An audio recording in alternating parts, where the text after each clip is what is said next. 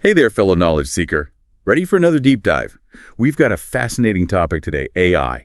You guys sent in a ton of articles and videos, and we're going to break down how AI is really changing things. Yeah, it's everywhere you look these days. Totally. Like, remember that article you sent about AI catching fraud in finance? AI is saving companies a lot of money already just with that. And get this, that Zero CEO, Nithin Kamath, the one from the video, he's using open source AI, and it's insane, like he found some secret weapon. It really shows how AI isn't just for tech giants anymore. I mean, Kamath said it himself, one server is doing the work of like 100 people. That kind of efficiency is unheard of. And we're seeing more and more people doing the same thing, using AI in ways we never even thought of before. So it's not even a question of, is AI real anymore? It's here.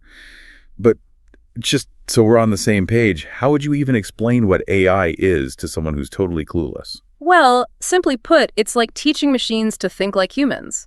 But not just following orders, I'm talking learning new stuff, figuring things out, even fixing their own mistakes. Wow, so it's really like computers thinking for themselves. That's kind of wild. Yeah. But we hear all these terms thrown around. Narrow AI, general AI. What's the difference? That's important. Narrow AI is what we've got. Mostly right now, it's like a specialist. Say you've got an AI that plays chess, it's a grandmaster, destroys everyone, right? But ask it to make you a cup of coffee. No clue. So narrow AI is really good at one thing, like a pro chef who can only make spaghetti. Exactly. Now, general AI, that's the super smart one, like in the movies. It can do anything a human can, but that's still way off. Who knows if we'll ever get there? So no need to worry about robots taking over just yet. But even with narrow AI, there's so much happening. We talked about finance, but that healthcare article you shared, mind-blowing. Faster diagnoses, personalized medicine. Are we about to see a healthcare revolution? Totally. Yeah. Like, in that article, AI is already reading x-rays and scans, spotting things even the best doctors might miss. It could be huge, especially for serious stuff like finding cancer early. And it's not just about catching things early. Remember that study on AI designing new drugs? That could be huge too, speeding up the whole process of finding new treatments. It's really exciting to think about where healthcare could be in a few years. Yeah. But let's face it, there's still a lot of hype around AI. Like, remember that video about robots becoming sentient? Please. Yeah, that's straight out of Hollywood. And that's why it's so important to be able to separate fact from fiction. Like you said, sentient robots, that's not happening. Exactly. How can people listening in avoid falling for all that hype? Well, transparency is key.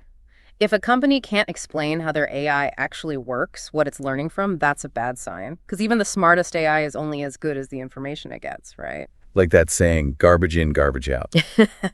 Speaking of which, you mentioned AI bias earlier. That's a whole other can of worms, isn't it? Yeah, totally.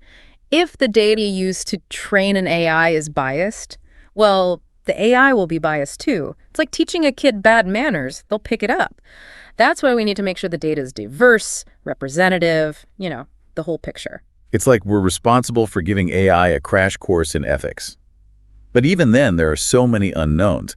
Like, what happens to our jobs as AI gets smarter? That's something I think about a lot, and I know I'm not alone. Of course, that's a huge question. We can't ignore that AI will probably automate some jobs. That's just the reality. But if you think back, every time there's new technology, new jobs pop up that we couldn't have imagined before. Right, like when the internet took off, who knew what a web developer, an influencer even was back then? And now those are huge. Exactly. We can't predict the future perfectly, but one thing's for sure, being able to adapt and learn new skills is more important now than ever. So it's not about fearing the robots taking over. It's about figuring out how we can work with AI. Right. Absolutely. It's about always being curious, always learning, and being ready to adapt to whatever comes next. That's the key to thriving in the age of AI. Speaking of adapting, earlier you mentioned open source AI and how it's making things more accessible. What kind of impact do you see that having down the road? I think it's huge. Open source means anyone, small businesses, even just regular people, they can all start using these powerful AI tools. It used to be only the big companies could afford it, but now it's like everyone's got a shot. Like that article you shared about the artist using AI to make those incredible images. That's just the beginning. It's pretty amazing when you think about it. And it's not just about art. Open source is opening doors in education, healthcare, all sorts of fields. It's like the wild west of innovation out there. And let's not forget the economic side of things either. That World Economic Forum report you sent, it predicted that AI could boost the global economy by trillions in the next few years. It's a staggering number. But it shows you the potential AI has to change things, not just for a few people, but for everyone. Of course, that also means we need to be smart about it. We need to make sure everyone benefits, not just a select few. That's such a crucial point. AI shouldn't just make the rich richer, right? It should be about solving real problems, making life better for everybody. But how do we actually make sure that happens? It feels like we're talking about shaping the future here, which can be kind of overwhelming. It's a huge task, no doubt, but it's not impossible. It starts with being aware, educating ourselves, and talking about it openly. The more we know about AI, the good and the bad, the better decisions we can make. So it's not just the tech people who need to be involved, it's all of us. Exactly. It's everyone's responsibility, policymakers, teachers, business leaders, and yes, even regular people like you and me. We all have a part to play. We're all stakeholders in the future of AI, and it's time we started acting like it. So for someone who's listening and maybe feeling a little lost, what's one practical thing they can do to stay ahead of the curve? That's a great question. You know what I'd say the most important thing is to never stop learning. Don't be afraid to try new things, learn about new technologies, even if it seems a bit intimidating at first. Embrace the challenge, because that's how you grow. It's like they say, stay curious, especially when it comes to something as big as AI. You got it. We talked about the future a bit, and your sources actually had some interesting predictions about what's coming in 2030. That's not that far off. Anything that really got to you? Well, that paper on smart cities definitely caught my eye. I mean, imagine cities with no traffic jams where buildings don't waste energy and everything's running smoothly thanks to AI. Sounds pretty good to me. No more rush hour would be a dream come true. But seriously, when you think about it, AI could be a game changer for a lot of the world's problems. Exactly. Climate change, not having enough resources, even pandemics. Maybe this is our chance to build a better future. Yeah, maybe it is. But all this talk about smart cities, optimizing things with AI, it makes you wonder about us humans, What happens if we become too reliant on AI? Do we lose something along the way? That's the big question, right? And I guess it comes back to everything we've been saying. Developing AI responsibly, making sure it's transparent, and remembering that AI should be a tool for us, not the other way around. Couldn't have said it better myself.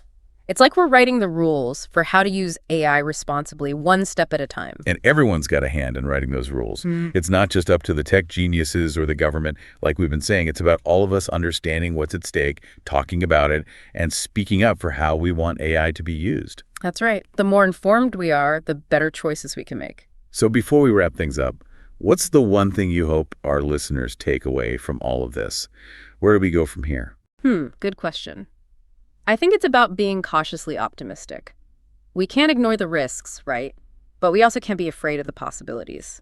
AI has the potential to change everything, and we're all part of that change, whether we realize it or not. I like that. Cautious optimism. Not being naive, but not being scared either. Just understanding the power of AI and making sure we use it for good. Exactly. The more we learn, the more we talk to each other, the better equipped we'll be to handle whatever AI throws our way. On that note, I think that's a great place to end our deep dive into the world of AI. From those real-world examples you shared to the potential problems, to the incredible future that might be ahead of us. It's a lot to process. It really is. And it's just the beginning. AI is changing so fast, it's important to stay informed and engaged. So, to everyone listening, keep asking questions, keep digging deeper into this stuff, and keep the conversation going. The future of AI is something we're figuring out together, and that's both exciting and a little bit scary, but mostly exciting.